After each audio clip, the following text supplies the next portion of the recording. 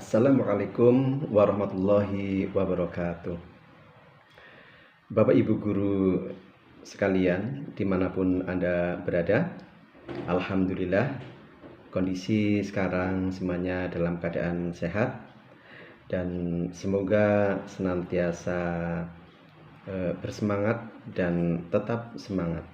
Pada video kali ini saya akan menyampaikan atau berbagi tentang kegiatan pembelajaran yang Bapak Ibu guru laksanakan sehari-hari, dan saya akan menyampaikan tentang tips bagaimana melaksanakan kegiatan pendahuluan dalam proses pembelajaran. Dalam kegiatan pembelajaran, guru wajib melaksanakan kegiatan pendahuluan, kegiatan inti, dan kegiatan penutup. Hal ini dilaksanakan agar kegiatan pembelajaran dapat berjalan dengan baik sesuai dengan rencana pembelajaran yang telah Bapak Ibu guru susun sebelumnya. Kegiatan pendahuluan dalam kegiatan pembelajaran sangat menentukan keberhasilan dalam kegiatan pembelajaran pada hari itu. Kegiatan inti dan kegiatan penutup ditentukan dengan berhasil atau tidaknya guru melakukan kegiatan pendahuluan. Bapak Ibu guru sekalian, dalam kegiatan pendahuluan sebelumnya Bapak dan Ibu guru harus melaksanakan yang namanya pra-pendahuluan. Pra-pendahuluan ini dikandung maksud agar Bapak dan Ibu guru itu sukses dalam melaksanakan pendahuluan. Jadi yang pertama, Bapak dan Ibu guru melakukan kegiatan pra-pendahuluan. Dalam kegiatan pra-pendahuluan yang Bapak Ibu laksanakan atau yang Bapak Ibu kerjakan, yang pertama adalah mengetahui atau melihat kondisi siswa, karena sebelum pembelajaran dimulai peserta didik itu sudah mendapatkan pengalaman-pengalaman, baik pengalaman di rumah, pengalaman ketika bermain, dan pengalaman kegiatan pembelajaran sebelum pembelajaran akan dimulai. Jadi kalau misalnya ya pembelajarannya di jam pertama atau di pagi hari, anak itu berbagai macam kondisi yang dirasakan atau pengalaman-pengalaman sebelum masuk ke sekolah atau madrasah atau RA atau TK, berangkat dari rumah dengan berbagai macam kondisi yang berbeda di masing-masing peserta didik. Ada yang bangunnya kesiangan mungkin, kemudian ada yang tadi baru bertengkar dengan kakaknya atau adiknya, kemudian ada yang baru menangis, kemudian ada yang tadi sarapannya tidak cocok, ada yang tadi ingin diantar ibunya atau bapaknya tapi ternyata bapak dan ibunya nggak bisa nganter, ada yang ngambek, ada yang mungkin berpikir aku nanti ketemu dengan temannya, kemarin sudah pernah bertengkar dengan temannya, kemudian takut. Nah, berbagai macam kondisi yang berbeda, maka guru harus mengetahui kondisi tersebut apabila jamnya itu jam pertama, khususnya untuk peserta didik dari PAUD, yaitu RA, TK, atau di kelas awal, kelas 1, kelas 2, dan kelas 3 di sekolah atau madrasah, di SD atau MI. Itu yang pertama, kondisi di jam pertama. Kemudian apabila pembelajaran akan dimulai setelah istirahat, sudah bisa dipastikan anak ketika istirahat itu banyak kegiatan-kegiatan, berlarian, kemudian main petak umpet, kemudian main bola, kemudian ke kantin, kemudian bermain bermacam-macam permainan yang ketika istirahat, yang kegiatan-kegiatan waktu istirahat akan dibawa ke dalam kelas, masih menceritakan tentang kegiatan-kegiatan apa saja kegiatan istirahat. Kemudian setelah apabila pelajaran akan dilaksanakan setelah jam pelajaran yang lain, mungkin telah pelajaran tema tentang yang di situ ada matematikanya, kemudian ada bahasa Indonesianya, kemudian pengalaman tadi suruh maju tidak mau, pengalaman ada anak yang belum bisa membaca, pengalaman ada guru yang tadi melucu, atau mungkin ada guru yang marah, diceritakan pada saat pelajaran yang akan datang dan ketika mau pergantian pembelajaran. Jadi anak belum siap untuk mengikuti pembelajaran.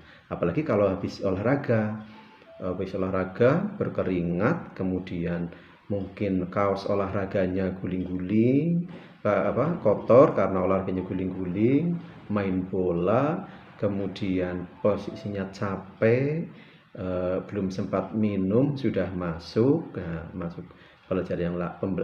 kegiatan pembelajaran yang lain. Nah, anak belum siap mengikuti pembelajaran. Maka ketika di pagi hari, kemudian habis istirahat, habis pelajaran yang lain, kemudian kita mau melaksanakan pembelajaran, anak tersebut itu masih dipengaruhi dengan kegiatan-kegiatan tadi. Jadi belum nol. Jadi belum 100% siap untuk mengikuti pembelajaran karena masih dipengaruhi dengan yang tadi. Nah, maka ketika guru masuk, suasana kelas pasti ada yang duduknya menyamping, ada yang duduknya menyerong, ada yang duduknya menghadap ke belakang, ada yang masih lari-lari, ada yang belum kaos olahraganya belum dimasukkan, kemudian ada yang berbagai macam kegiatan masih dilaksanakan. Bahkan kalau di pagi hari mungkin masih ada yang anak nangis ya, karena ditinggal, tidak diantar oleh orang tuanya, tidak mau ditinggal, nangis ya, berbagai macam.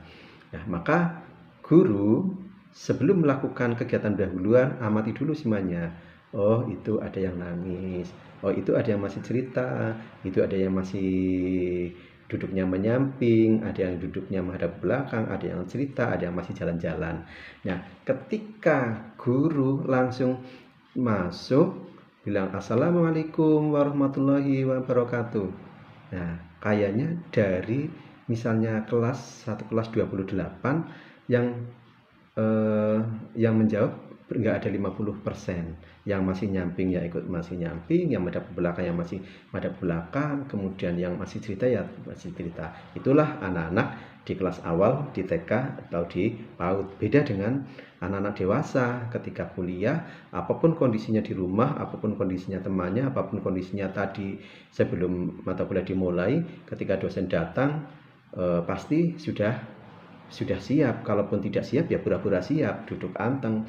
Kalaupun tidak suka dengan dosennya ya pura-pura suka. Lain dengan anak usia kelas awal atau usia PAUD, dia nggak bisa pura-pura suka. Kalau tidak suka ya tidak suka. Kalau dia capek, kalau ngomong-ngomong cerita ya cerita. Jadi belum bisa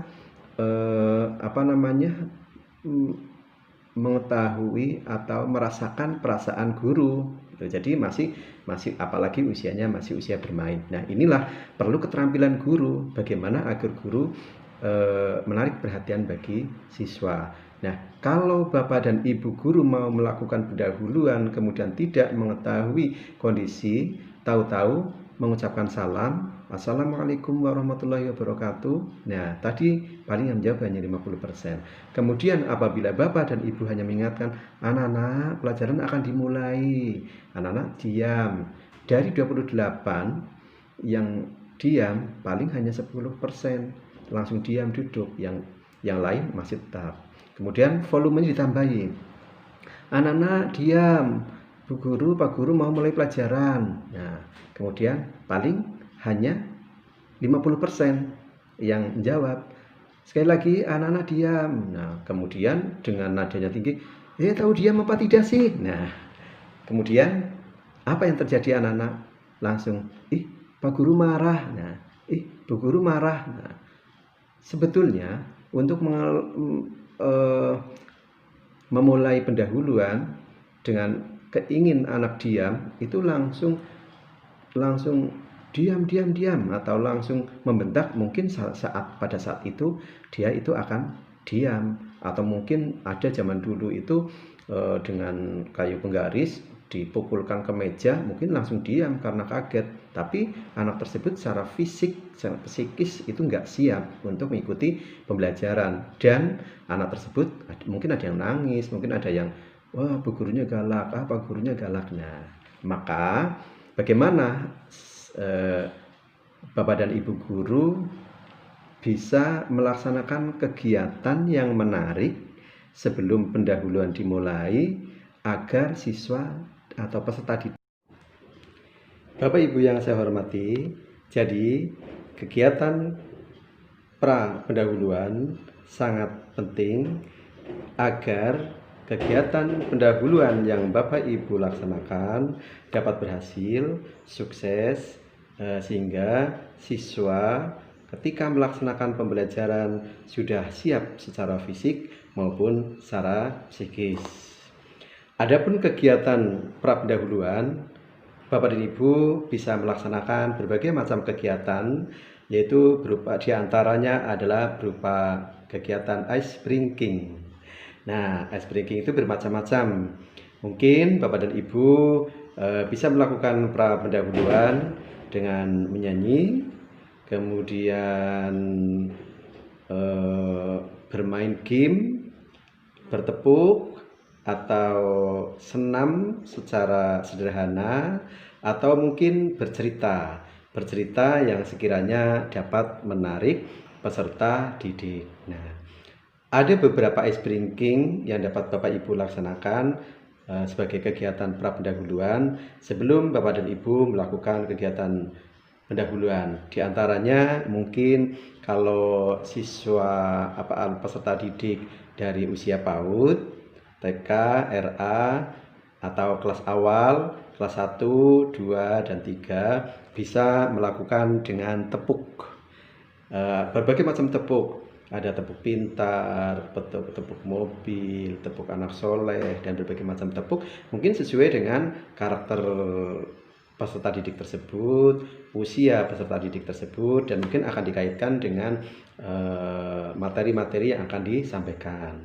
Sebagai contoh misalnya tepuk anak soleh. Nah, Bapak Ibu udah tahu semua.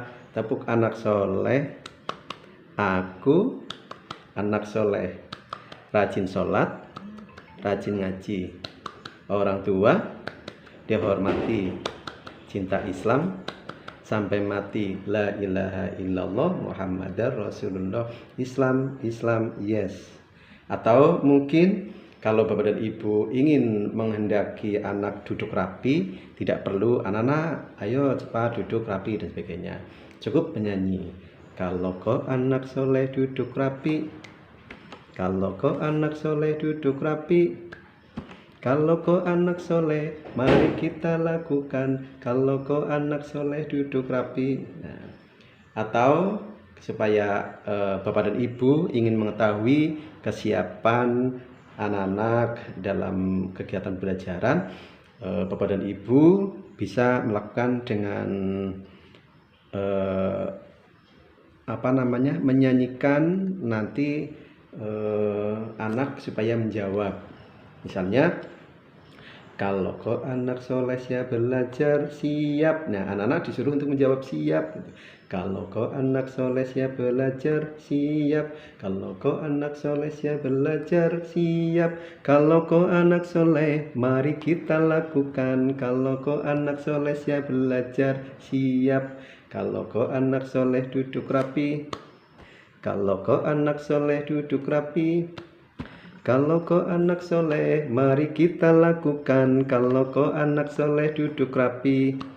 Nah, pada saat anak rapi, pada saat anak diam, itu semuanya nanti Bapak dan Ibu baru melaksanakan kegiatan pendahuluan. Sehingga insya Allah dengan menyanyi tersebut, anak-anak akan siap semuanya. Nah, kalau memang belum siap atau mungkin Bapak dan Ibu guru bisa menyuruh anak-anak suruh berdiri. Ayo anak-anak berdiri dulu. Nah, berdiri di situ boleh menyanyikan. Di sini belajar, di sana belajar, di mana-mana kita belajar. Di rumah belajar, di sekolah belajar, di mana-mana kita belajar. Kaki dihentak-hentak, pinggul digoyang-goyang, badan diputar-putar, tepuk tangan. Kaki dihentak-hentak, pinggul digoyang-goyang, badan diputar-putar, tepuk tangan. Nah, insya Allah anak sudah melupakan apa yang tadi di apa yang tadi diterima, pelajaran-pelajaran yang sudah lalu, yang sudah dilalui tadi, mereka sudah melupakan yang tadi. Sekarang sudah siap untuk kegiatan pembelajaran yang akan dihadapi. Jangankan anak-anak usia kelas awal, usia PAUD, orang tua pun ketika kita melaksanakan workshop, pelatihan, itu dari materi ke satu materi yang lain itu juga perlu ice breaking dalam rangka peserta itu bisa fokus terhadap materi yang akan dilaksanakan. Apalagi kalau usia PAUD, jadi usia PAUD usia 5 tahun, anak itu hanya bisa berkonsentrasi sekitar 5 menit saja. Jadi setiap 5 menit ice breaking, setiap 5 menit ice breaking. Nah, maka di kelas PAUD atau di kelas awal itu guru itu harus banyak melakukan kegiatan-kegiatan ice breaking dan dengan berbagai macam kegiatan.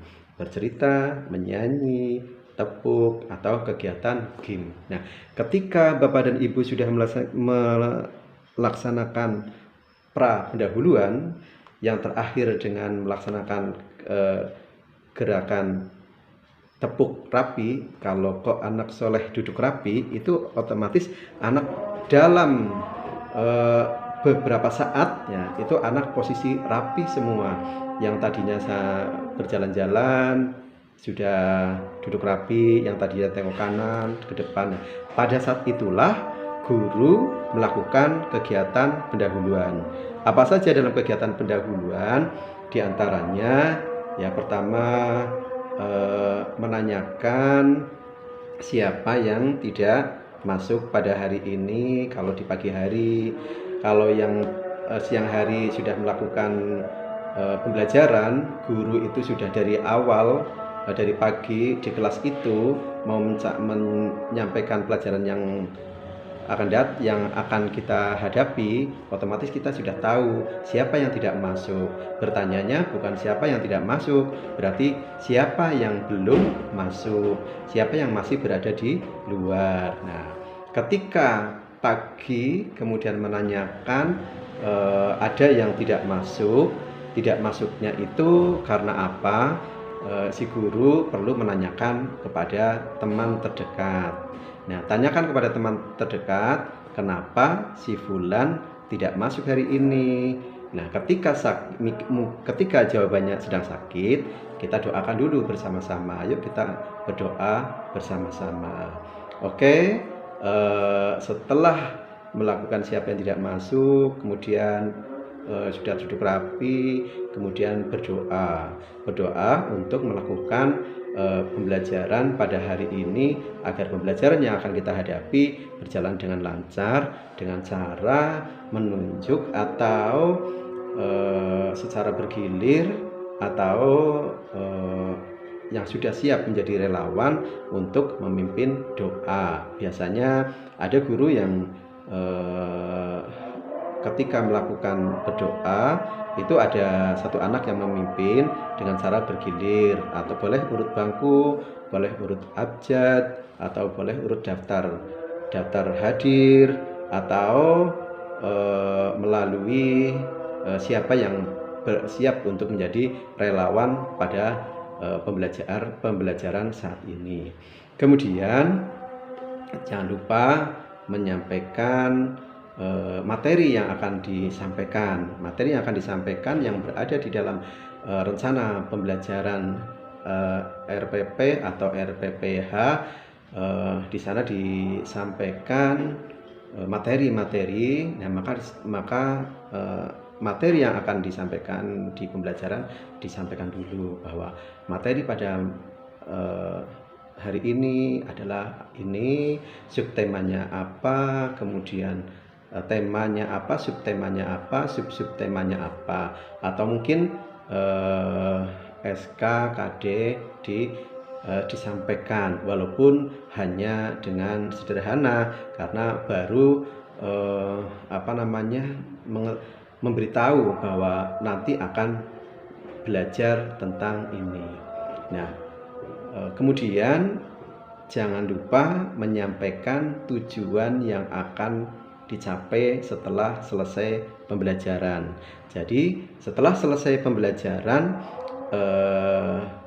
anak sudah tahu apa nanti yang akan didapat, sehingga nanti anak sudah punya bayangan, setelah saya belajar ini nanti saya akan bisa ini. Nah, maka guru harus menyampaikan tujuan yang akan dicapai dalam kegiatan pembelajaran pada saat ini.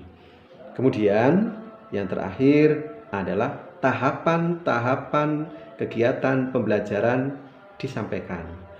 Misalnya nanti akan ada kerja kelompok, kemudian nanti akan ada presentasi, kemudian nanti akan ada keluar kelas, kemudian nanti akan masing-masing mengerjakan LKPD, kemudian akan ada bermainnya, akan ada tepuk dan sebagainya. Itu penting disampaikan tahapan-tahapan tersebut supaya anak itu bisa terarah bahwa kegiatan pembelajaran pada hari ini adalah saya seperti ini, sesuai dengan tahapan.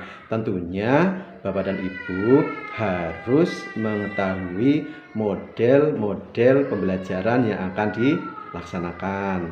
Walaupun tidak harus ditunjukkan, pada hari ini saya akan menyampaikan model pembelajaran jigsaw. Itu tidak perlu disampaikan seperti itu, tidak apa-apa. Pada hari ini saya akan menyampaikan dengan model pembelajaran cut shot misalnya. Nah, itu tidak perlu disampaikan, tapi tahapan-tahapan kegiatan peserta didik itu dilaksanakan. Tentunya dengan melalui bahasa-bahasa yang bisa diterima oleh siswa, yang dapat menarik perhatian agar anak tertarik dengan materi pelajaran yang akan disampaikan oleh guru atau materi pelajaran yang akan dilaksanakan pada saat ini. Dan anak sudah siap karena dengan melalui pendahuluan yang matang. Yang kelemahan kita bagi guru-guru adalah ketika kita melakukan pembelajaran itu tidak melakukan pendahuluan, kemudian kegiatan pendahuluan tidak dilaksanakan dengan maksimal. Jadi sehingga banyak anak atau peserta didik yang sebetulnya belum siap melakukan pembelajaran, tapi guru langsung menyampaikan materi pembelajaran.